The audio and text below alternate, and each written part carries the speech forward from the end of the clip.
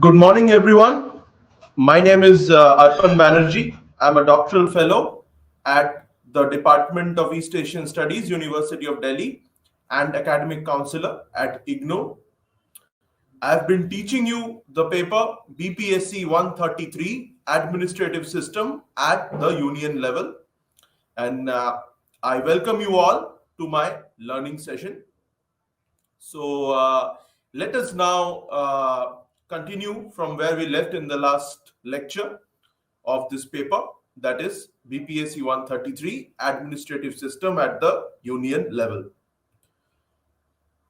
So let us first see what all we have done as part of this paper. So in the first block, we had discussed about the evolution of administration in India. And as part of that, we had done the ancient administrative system that was prevalent in India, the medieval system, the medieval administrative system. And as part of the ancient administrative system, we had discussed the Mauryas, the Guptas. As part of the medieval administrative system, we had discussed the Mughals. And then we also discussed the British administrative system, the administrative apparatus which the British introduced in India. And then finally, in this block, we had discussed the continuity and change in Indian administration post-independence. Afterwards, we had discussed about parliamentary democracy in India, wherein we had discussed the federal structure of our polity. Afterwards, we had discussed the three pillars of our democracy, that is the legislature, executive, and the judiciary. Moving on, we have also discussed the institutional framework of our administration.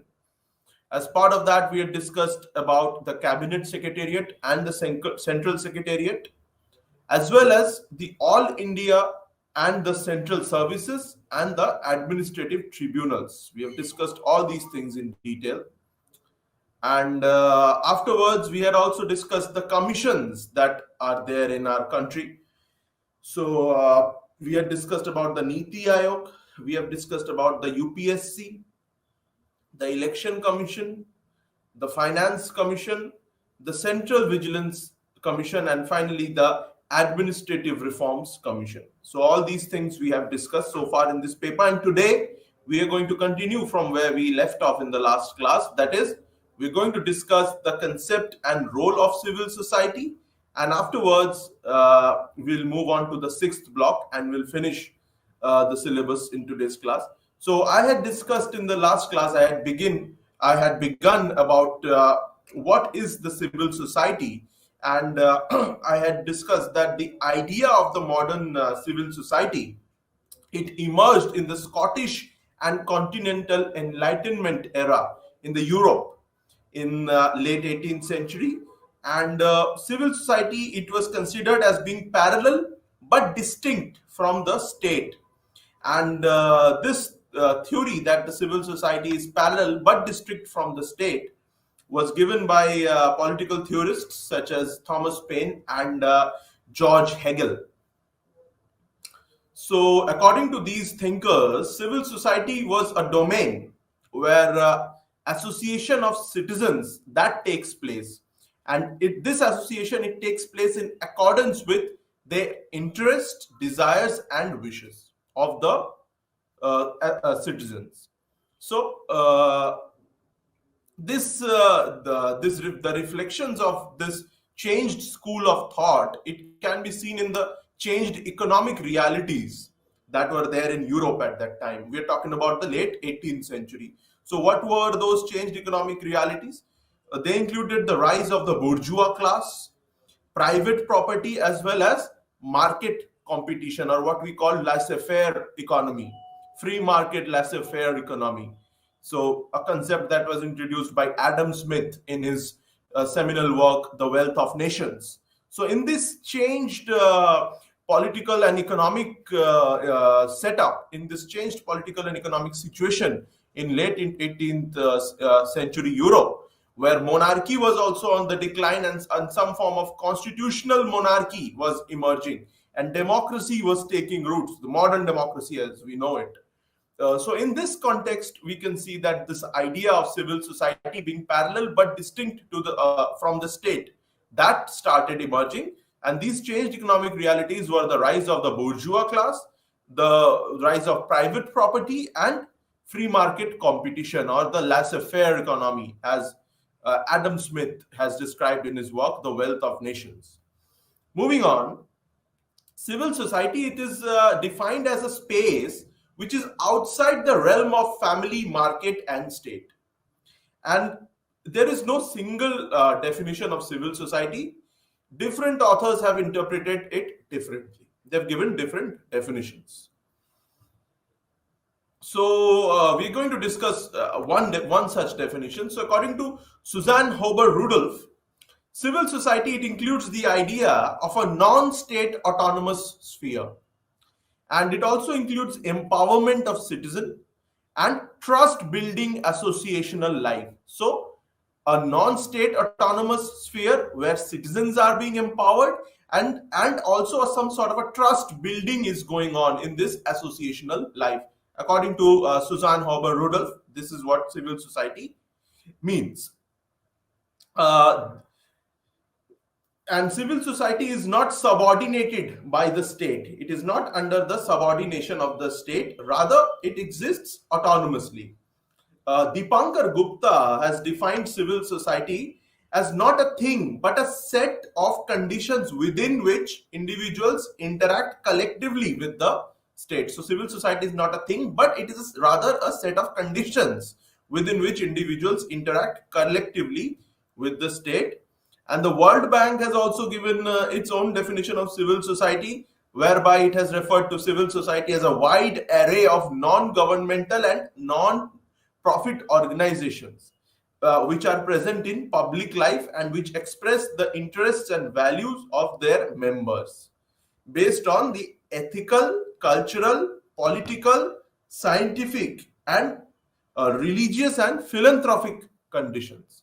So based on these, the civil society, it expresses the interest and values of its members, and it is non-governmental as well as not for profit as well.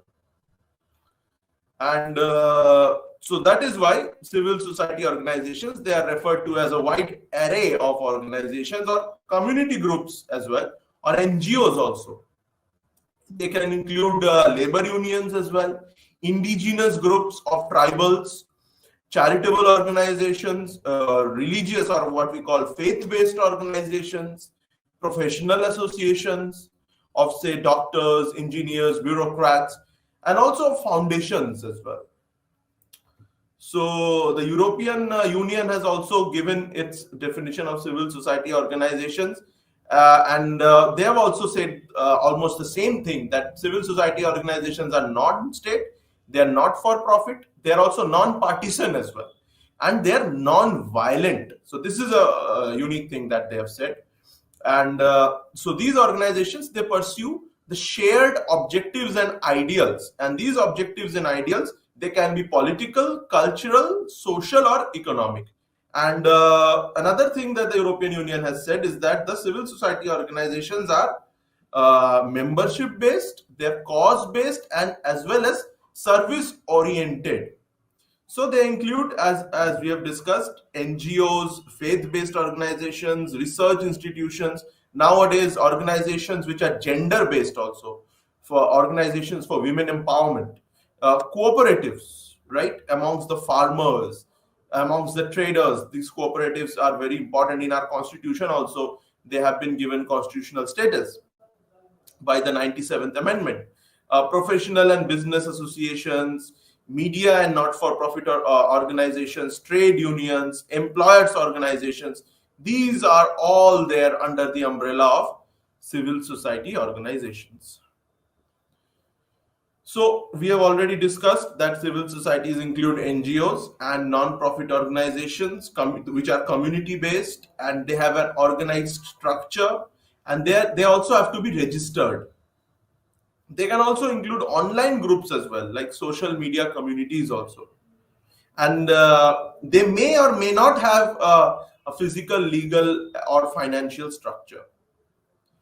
So we have discussed all these things. What are the civil society organizations? They can include labor unions also that represent the workers' interests, social movements also related to human rights, women's rights, education, cooperatives that are democratically controlled by their members, and also grassroots level associations as well, and certain social entrepreneurs. They are also part of the civil society organizations. So let us now discuss some of its characteristics. So civil society organizations, they consist of non-state institutions, and they consist of a plethora of organizations and institutions that are outside the family, state, and the market. And the civil society, it is organized and it is voluntary as well as autonomous and not for profit. So it is organized, voluntary, autonomous, that is free from the subordination of the state, and it is also not for profit. And it enables the citizens' interaction with the state. So it facilitates the citizens' participation in the governance process.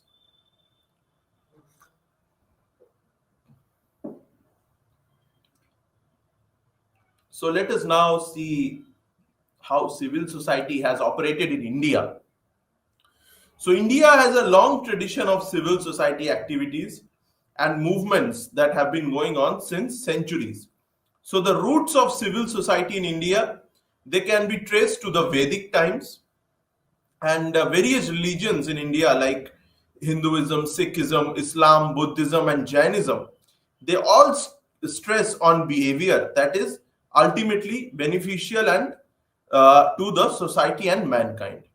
So we can trace the roots of civil society to the Vedic times, and the religious ethos that are there in India of all the religions, they all place a lot of emphasis on behavior that is beneficial to society and mankind. So after independence, the union government, it set up a central social welfare board, and also it began the community development program, and also the national extension service as well. So these efforts, they were basically to involve and increase the people's participation in the social welfare and developmental programs. So after the establishment of Panchayati Raj institutions in India in 1958, various farmers and cooperative societies, they came up in good numbers, and they gave a fillip to networking in the civil society organizations. And so the incidences of droughts and famines that were taking place in the 60s, they further gave a boost to voluntary action in our country.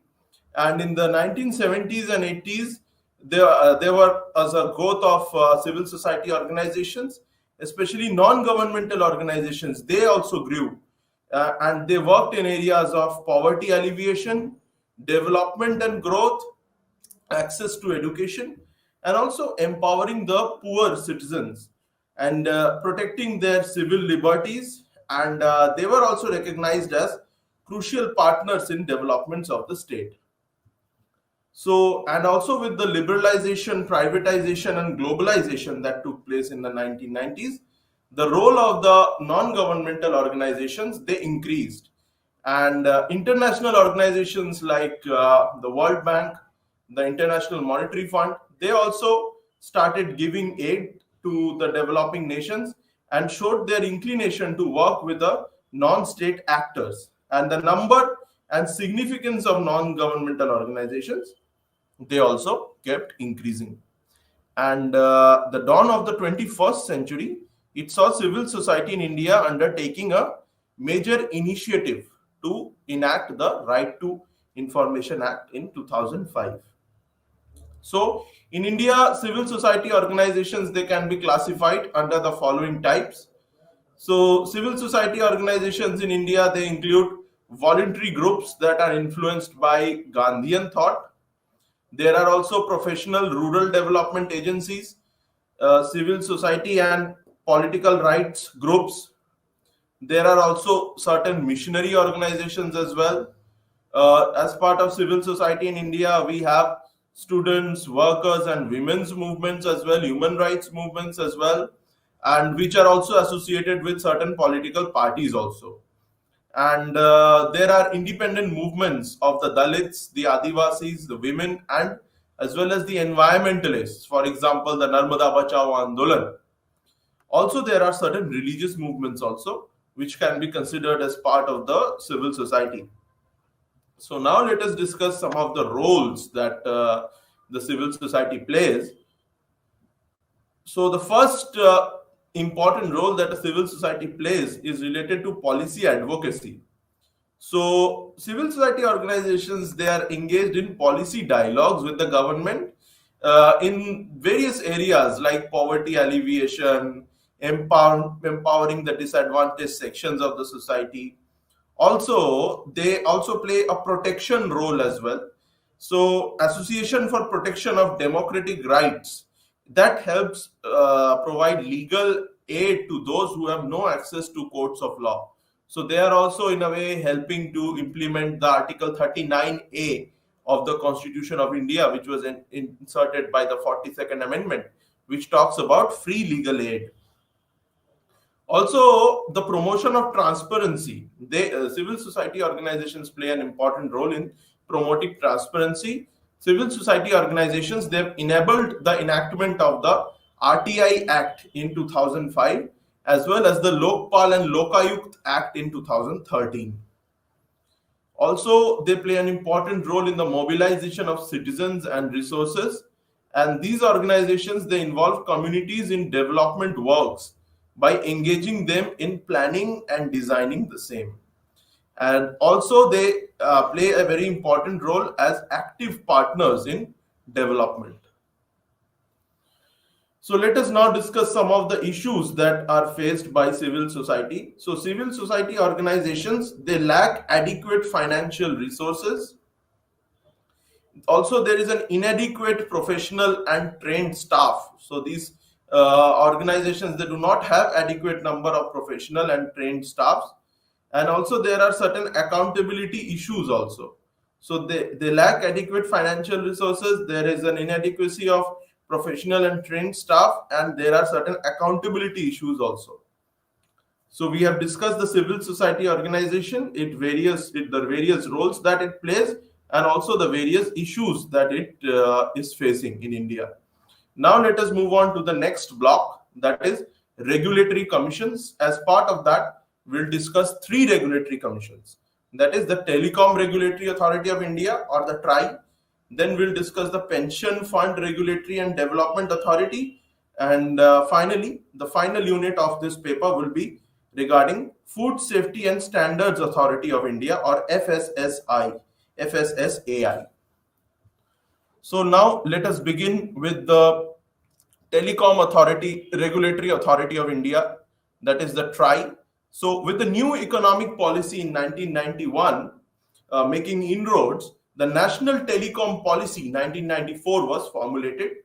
So that policy, it eventually led to the setting up of the Telecom Regulatory Authority of India, or the TRAI. And the TRAI was set up as an independent regulatory authority in 1997. So this was done to mark a level playing field for both the public and private telecom companies in the telecommunication industry. Also, this was followed by a new telecom policy 1999, wherein the policy endowed TRAI with more power to regulate the telecom issues.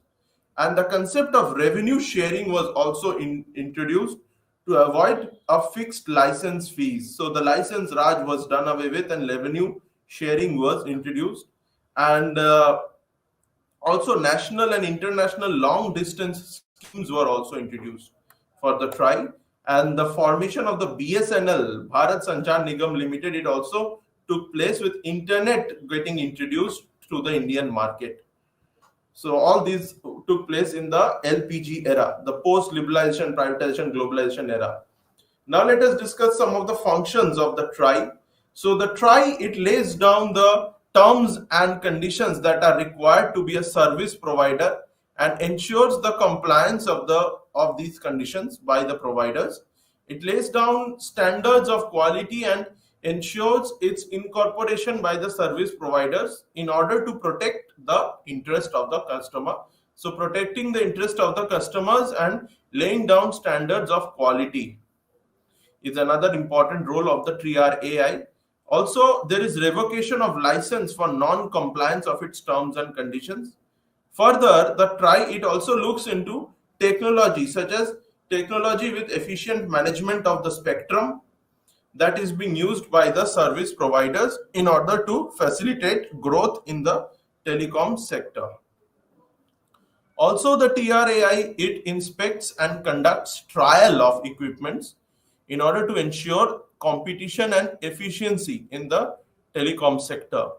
The TRAI, it also fixes the terms and conditions of interconnectivity between the different service providers and also maintains record of this interconnectivities of these terms and conditions in order to enable technical compatibility and also enabling effective interconnectivity and transparency is a very important role that is played by the TRAI, which also regulates the arrangement of revenue amongst the different service providers as derived from their services. So also now let us discuss the organizational setup of the TRAI. So there is a chairperson along with 2 full-time and 2 part-time members. So the chairperson and other members, they hold their office for a period not exceeding 3 years or attainment of 65 years of age, whichever is earlier. And the secretariat of the TRAI is headed by a secretary and has 10 divisions. So these divisions, they look into different activities as mentioned. So what are these activities? Fixed network, mobile network, converged network, economic division, financial analysis. Also, they look into administration and personnel as well as quality of services. There is a legal division as well, and there is a broadcasting and cable services division as well. And so they also ensure regulatory enforcement also.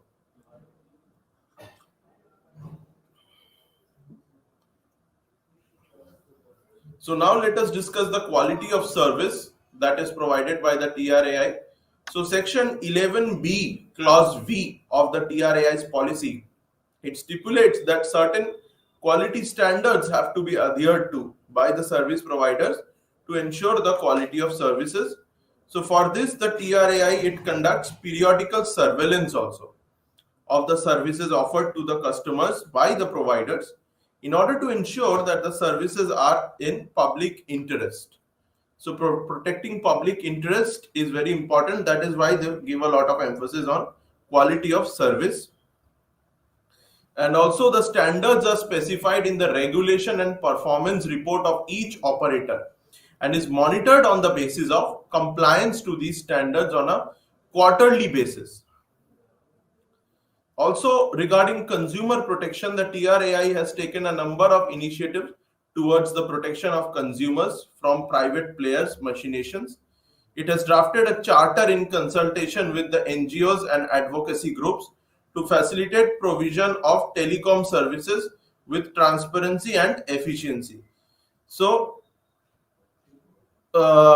in May 2007, the TRAI has set up a grievance redressal forum to resolve the grievances of the customers, and a 3-tier nodal structure of a call center, nodal officer and appellate authority is to be provided within a service provider center. A telecom consumers education and protection fund to conduct studies and undertake market research project has also been set up. Further, a telecom unsolicited commercial communications regulation 2007, which envisages a mechanism of curbing unwanted telemarketing calls through national database, has been put in place. So we were discussing the Telecom Regulatory Authority of India Limited, and we had discussed the different functions that the Telecom Authority of India Limited performs. And so we had discussed its organizational setup, how it includes a chairperson along with two full-time and two part-time members, and how these chairpersons and these members, they hold office for a period not exceeding 3 years or till the attainment of 65 years of age.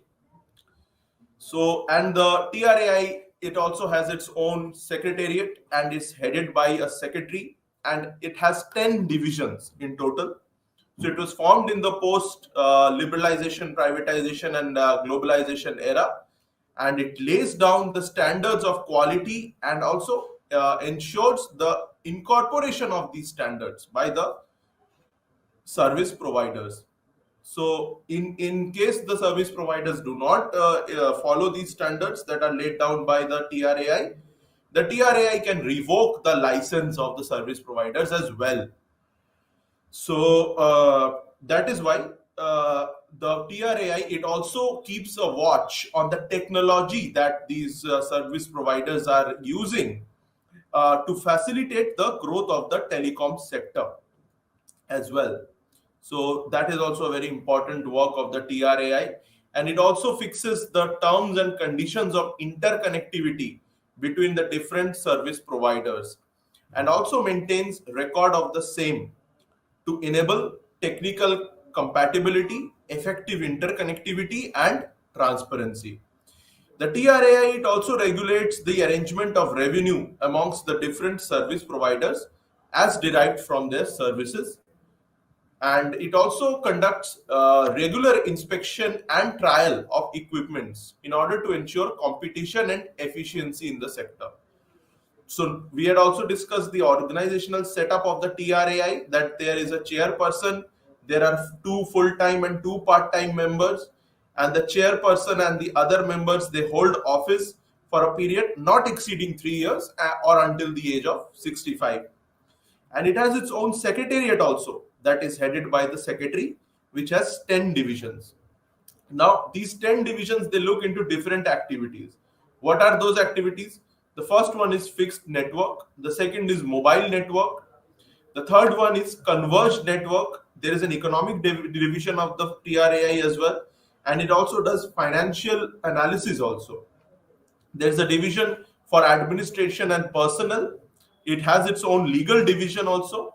And there's a division which looks after quality of services, as well as the broadcasting and cable services also. Finally, there is a division to enforce the regulatory measures. So a division for regulatory enforcement is also there. And a very important task performed by the TRAI is quality of services, to ensure that the quality of services is as per the standards that has been stipulated by the TRAI as part of the section 11B clause V of its policy.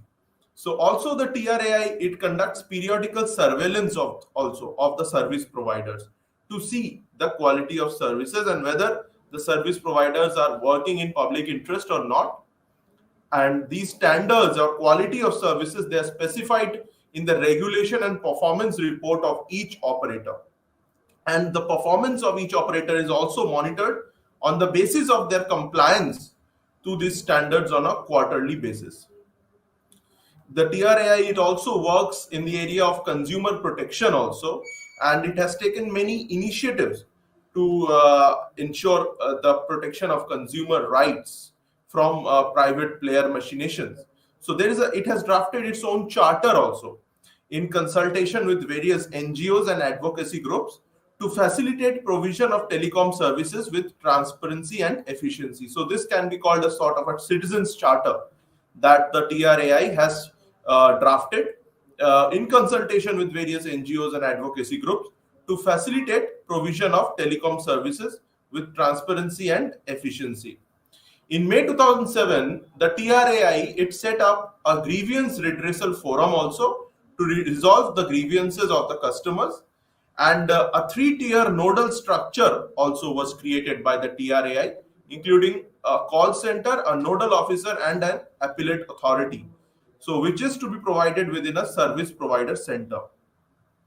So They have also set up a telecommunication consumers education and protection fund also. So the purpose of setting up this fund, it is to conduct studies and undertake market research projects. So, and also they have set up a telecom unsolicited commercial communications regulations also.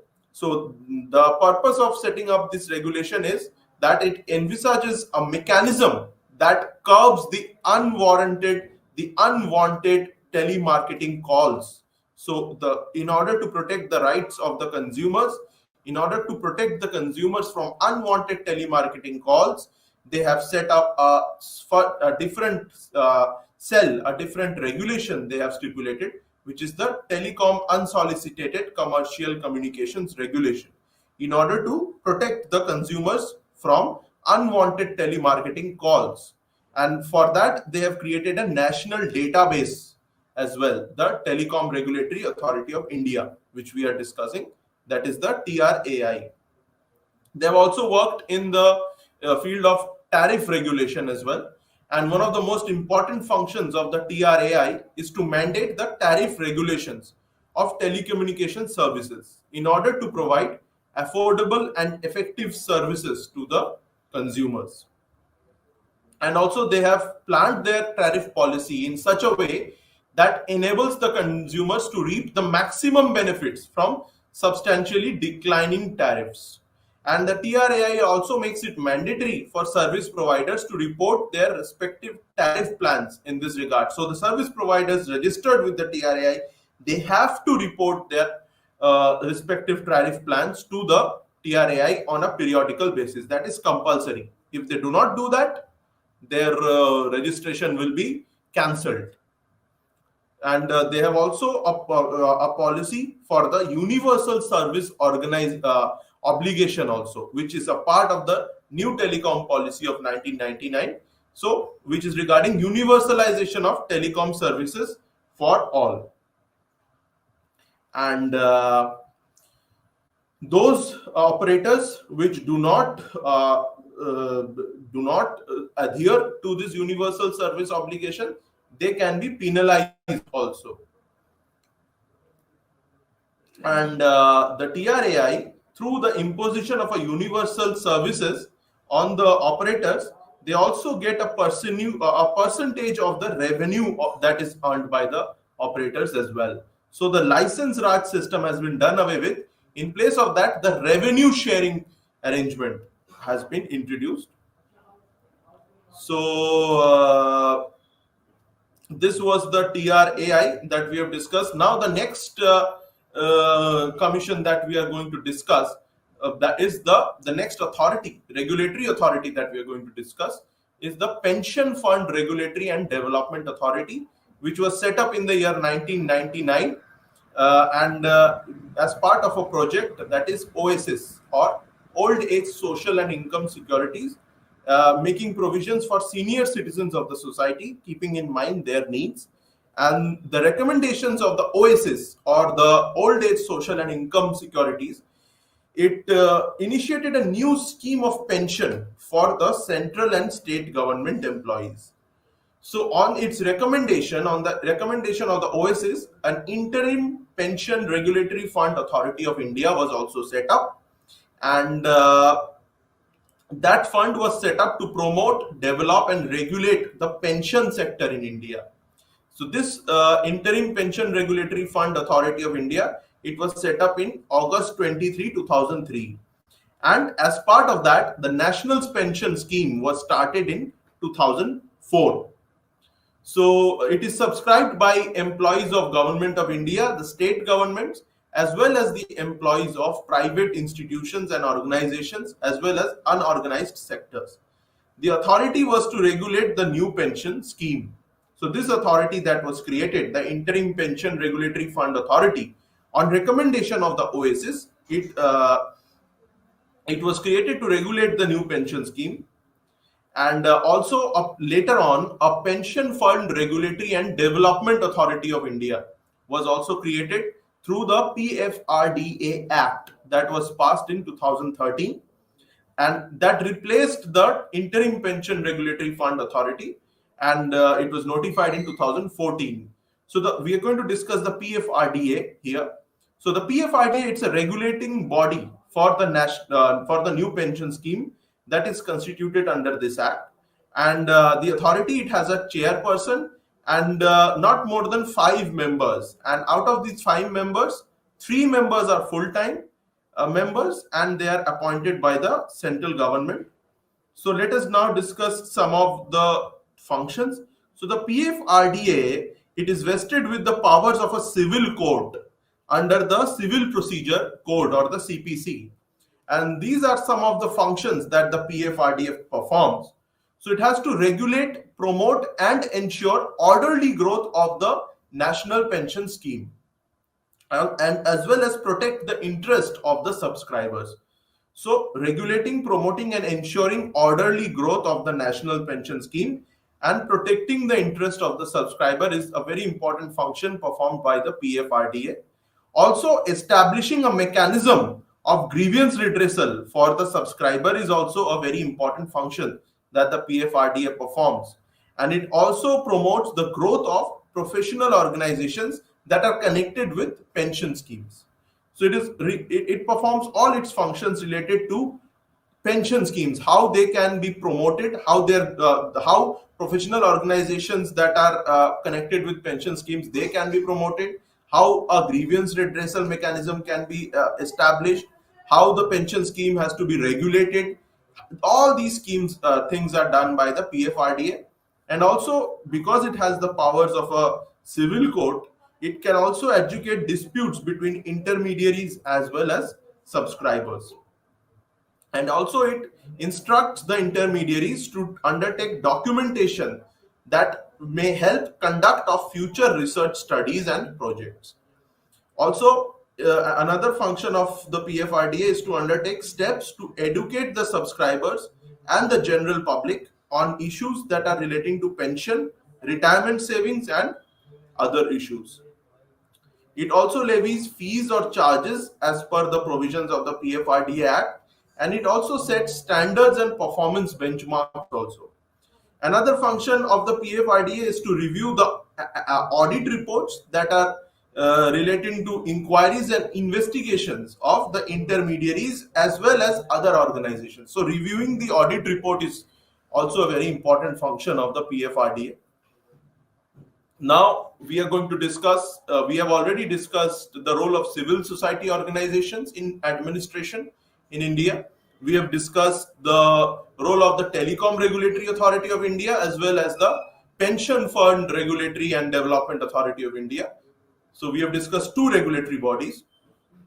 And finally, we are going to discuss the final unit, that is the final regulatory body of our country, which is the Food Safety and Standards Authority of India, or the FSSAI. So, establishing certain standards and guidelines to monitor the circulation of food commodities in the society, it is absolute necessity for any society. For any society to function, it has to establish certain standards and guidelines in order to monitor the circulation of food communities in the society. So keeping this in mind, in order to monitor the circulation of food commodities and in order to establish certain standards and guidelines to do that, the government, it laid down certain legislations. Now, what were those legislations? That we are going to discuss. So the Prevention of Food Adulteration Act, that was the first legislation in post-independence India, that came in 1954. There was the Fruit Products Order 1955, the Meat Food Products Order of 1973. So these are some of the legislations. The Milk and Milk Product Orders. So all these legislations were brought in by the government to establish certain standards and guidelines in order to monitor the circulation of food commodities in the society. So moving on, these legislations, so there were so many legislations that there was a lot of confusion. So there were different legislations for different food products. There was no universal legislation. There was no one legislation to cover all food products. So that is why all these legislations were repealed, done away with, and the Food Safety and Standards Act was brought in to replace all these legislations which had become redundant And this act was brought in, the Food Safety and Standards Act, in 2006, and it replaced all these legislations. So this act, it established a single authority for all matters relating to food safety and standards. So this act, it created an autonomous institutions which we are going to discuss today. That is the Food Safety and Standards Authority of India, or the FSSAI. So the function, the main function of the FSSAI, the task with which it has been entrusted, is to enforce the provision of the Food Safety and Standards Act of 2006. So the FSSAI, it has to enforce the provisions of the Food Safety and Standards Act of 2006. And this act, the Food Safety and Standards Act, it was brought in to replace all these multiple legislations that regulated food safety and food standards in India. So all these multiple legislation were replaced by a single legislation to streamline this regulation process in 2006. And as part of that, the FSSAI, the Food Safety and Standards Authority of India, that came into existence in 2006. And that is the final regulatory body that we are going to discuss as part of this paper. Now let us discuss the organization of the SSAI. So the composition of the Food Safety and Standards Authority of India, it is constituted by the Ministry of Health and Family Welfare of the Government of India. So this ministry, the Ministry of Health and Family Welfare, it is the ministry which is responsible for the implementation of the Food Safety and Standards Act. All right. And the FSSAI, it has a chairperson who is of the rank of the Secretary to the Government of India. And along with the chairperson, there is also a team of 22 members. And out of these 22 members, 1/3 are women members. Besides these, there are 7 members also who are ex officio members from the different departments. So besides these 22 members, there are 7 ex officio members as well from different departments, like the Agriculture Department, the Commerce Department, Health and Consumer Affairs, the Food Processing Department, the Legislative Affairs Department, as well as the small scale industries as well. And there are 2 representatives from food industry also. And there are 2 representatives from consumer organizations as well. There are 3 scientists that are part of the FSSAI belonging to respective areas. And there are 5 members that are appointed on a rotational basis. And 2 members are there from farmers organizations also, in order to safeguard their interest and take their opinion as well. And there is one person that is nominated from the retailers organization as well. So the chairperson and the other ex officio members, they shall not hold the office beyond a term of 3 years until the age of 65 years, whichever falls earlier. So as we can see, the FSSAI has representatives from all the different sections of the society as well. From consumer organizations, it has representative from farmers bodies, from retail bodies. So in order to take all their opinions, so that it can formulate policies that can safeguard the interests of all these organizations, the FSSAI has representatives from these different organizations. Some of its functions is that it is mandated to handle matters pertaining to food safety and security, and it also lays down certain scientifically based standards to regulate the manufacture, storage, distribution, sale and import of food items. Now, why does it lays down these standards? It lays down these scientifically based standards in order to ensure the availability of safe and wholesome food that are suitable enough for human consumption. So there are also certain other functions that are performed by the FSSAI. So these functions are laying down the standards and guidelines relating to food items, which we have already discussed, and also promoting general awareness about food safety and standardization. So if you buy any packaged food, you will see that on its back there is a logo of the FSSAI, whether it has been approved or disapproved by the FSSAI. If it is approved, it will have the seal of the FSSAI in terms of the packaged food items. So it also lays down mechanisms and guidelines for the accreditation of bodies which are engaged in certification of food safety and management of food businesses. So different bodies that are engaged in the certification of food safety and management of food businesses, they have to be accredited by the FSSAI. Otherwise, they will not have any validity. Also, the FSSAI, it lays down the procedure for the accreditation of laboratories as well. And also, it plays another important role in providing scientific advice and technical support to central and state governments in order to help them in framing of rules and policies in different areas which have direct or indirect bearing on the matters of food safety and production.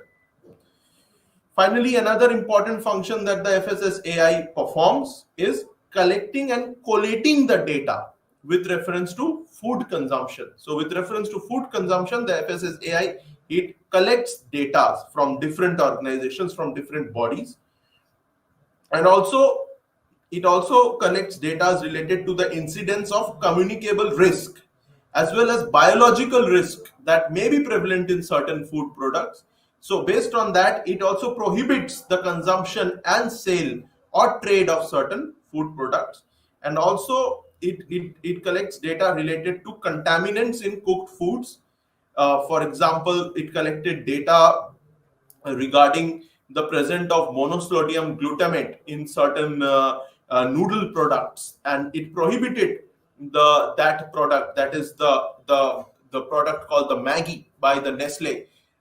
So when the FSSAI, it found that the Maggie has monosodium glutamate or MSG in it, so it prohibited its sale for some time until the company, they modified their product and removed that thing. So the FSSAI, it performs a very important role in collecting data and in also regulating such foodstuffs which may have contaminants. And also, so it has its own rapid alert system which lets it know that whether a certain foodstuff is suitable for human consumption or not.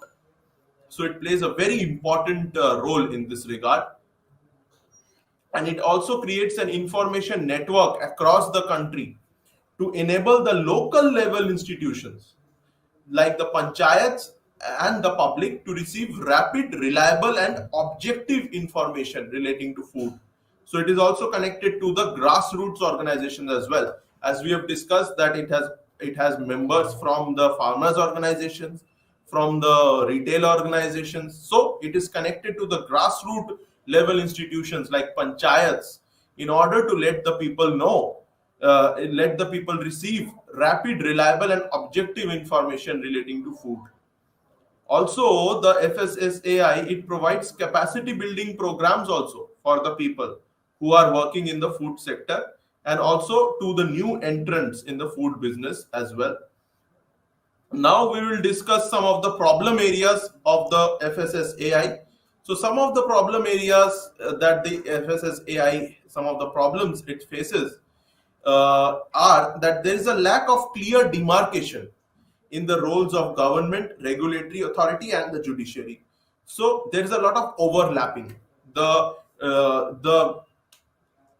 is no clear demarcation of roles that the government and the FSSAI or the judiciary has to perform. So the roles are not clearly defined. This is not only related to the FSSAI, this is related to all the regulatory bodies. So we are discussing the problem areas of the three regulatory bodies that we have so far discussed, and this is related to all other regulatory bodies as well. We have discussed three prominent regulatory bodies, that is the TRAI, the Telecom Regulatory Authority of India, the PFRDA, the Pension Fund Regulation and Development Authority, and the Food Safety and Standards Authority of India, or the FSSAI. So these regulatory bodies, they face a problem of the clear demarcation of their roles. So the roles are not clearly demarcated. So that is why there is a lot of overlapping in jurisdiction. So many a times we see the government and the judiciary intervening in the work of these regulatory bodies. And the quality of service of their work, it is also impacted. It is not up to that level which it should be, because there is a lack of well established service benchmarks, and there are no well established performance standards as well, and the technical manpower that they have, that is also not adequately trained.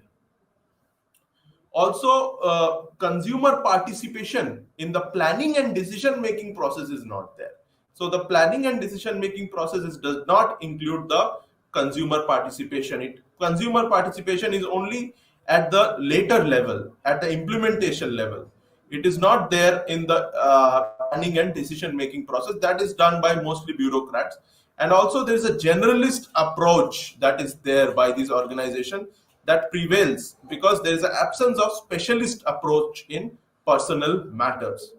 And also there is a constant political interference also in the functioning of these regulatory bodies, which we have discussed, because the roles are not clearly demarcated. And especially this political interference is there in matters of open, competitive and free market practices. So that is why these regulatory bodies are not able to perform their work as well as they should be performing. So we have discussed three regulatory bodies today: the Telecom Regulatory Authority of India and how it regulates the telecom sector, the Pension Fund Regulatory and Development Authority of India, and the Food Safety Standards Authority of India. Before that, we had also discussed the role of civil society organizations in Indian administrative apparatus. So we are done with this paper, that is administrative system at the union level. We have so far discussed 6 blocks, and we have covered all the different areas, from the evolution of administration to the federal structure, to the different commissions, to the administrative tribunals, to the role of civil society, and finally we have done the regulatory authority in India. So thank you for joining this class, and namaste.